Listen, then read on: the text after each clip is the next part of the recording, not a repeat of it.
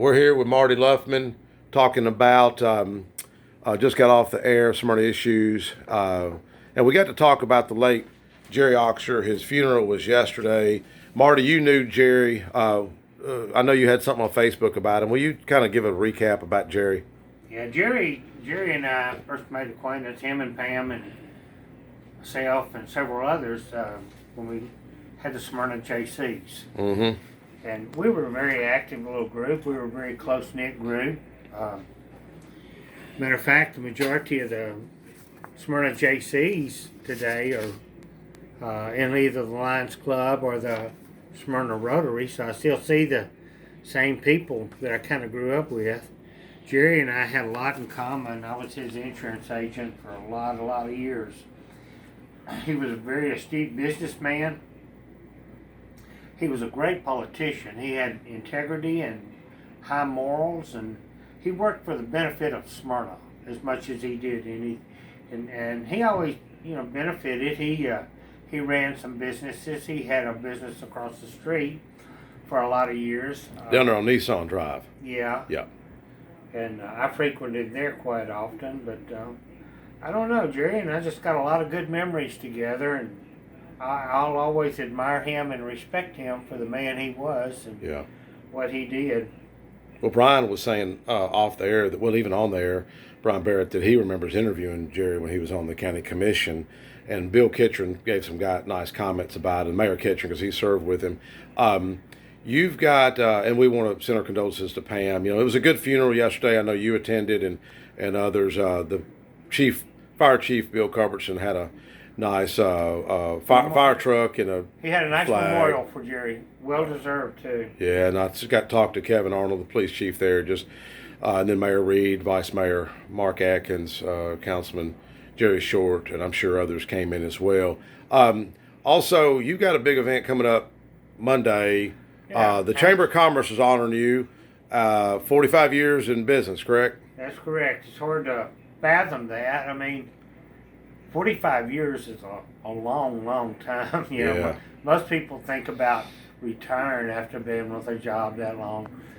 I have no desire to retire. I'm not going to retire. I love what I'm doing. I go in and all these people I've known for years and years and years come by, and we chat and talk, and then every once in a while, Mike, I have to tell some punk kid, I'm not going to insure you.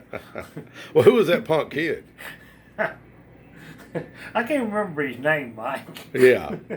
Now, I'll tell the story. A lot of folks, and I pulled into your office in probably 1983 in my red 68 Camaro, 4-speed, 327, 12-bolt pause, and I was sitting there waiting on you, and you don't even remember that story, though, do you? I do. I remember looking at that car thinking, I'm not going to insure this. That's what I remember thinking. Well, I was kidding. I was at Rotary the other day, because I'll be honest with you, I was mad at you for many years over that. I was really seriously, I was mad about that for many years. And, you and I have talked about life and forgiveness and all that. It took me probably 20 years to forgive you about that, because you come by my car business. I think I sold a dually truck for you. But I was at Rotary the other day. Speaking of Rotary and the Chamber of Commerce, Paul Latour was sitting beside me, and I was telling Paul that story, and you were on the other side. I don't know if you heard what Paul said. And Paul said, well, can you blame him? Would you insure yourself now? Looking back, I said, no, I don't guess I would, But what'd you drive up here? You drove your little PT Cruiser up here? Well, it's not a PT Cruiser, and you know it as well as I do. It's called a Plymouth Prowler. Plymouth Prowler. And it's 2001 Plymouth Prowler, and I got it out and started driving in it because I look at it and I really enjoy it. But there's no reason for me to let those cars sit there and not enjoy it. Well, you got the trailer. Tell us about the trailer that goes with it. Well, yeah, the trailer was custom made by the Plymouth Corporation, and they put there's no luggage area in the car at all. Yeah. So the trailer, they made the trailer to go with the car, and put the same wheels, same tires, and put a receiver hitch on the Plymouth Prowler. And so now if I take a trip or something, I can just got that and load my luggage up in it. And it's pretty good size too. Yeah. Well, also, real quick, we'll wrap up. There's a movie or something you're doing, or you're in Saturday, so you can't make our fish fry. I can't make the fish fry. The premiere of the movie is being held in Mount Juliet, Tennessee. Yeah. It should be a pretty good movie, unless they cut me out of the movie. Okay. Now, what's the name of the movie? It's called Potter's Ground, and actually the movie was written by a Smyrna resident. Oh, really? Yeah. Who was that? Well, I can't think of his name right off, but he'll be there. Yeah. So the premiere is Saturday. This coming Saturday. In Mount Juliet. Mount Juliet. You know the name of the theater? Regency or Regal. Regal? I think so. Okay. Regal. Okay. Well, we appreciate any final words. Your event's Monday that they're honoring you after 45 years of business. Location of your business? Yeah, it'd be my office. At Nissan Drive across from McDonald's near Waffle House. You know, what time does it start? 11 o'clock. 11 o'clock, and the public's invited. When I moved out there, that was called J.S. Young Road, and Yep. it was about 2 lanes wide. Yep. There was nothing out there. There was no Waffle House. Nothing. I was a kid. I was only like 34, 35 years old. Now, you told me why you bought that property. Yeah. Okay. Yeah, my barn, I got a picture of my barn with my horses in it over there where the office is now. I'll give you that picture. Yeah, send me a picture. But didn't Sam really was going to build a bank where the gas station is? Yeah, Sam told me to buy that land because they were going to build a bank over there on the corner. Yep. And he said, we'll both benefit. I set my building so that the parking lot would connect with their parking lot, right? Yeah. And so the next thing I know, a service station, I think it's a Kangaroo, was going up. So I called Sam and I said, hey, what happened to the bank? Oh, we changed our mind. We're going to put it up here.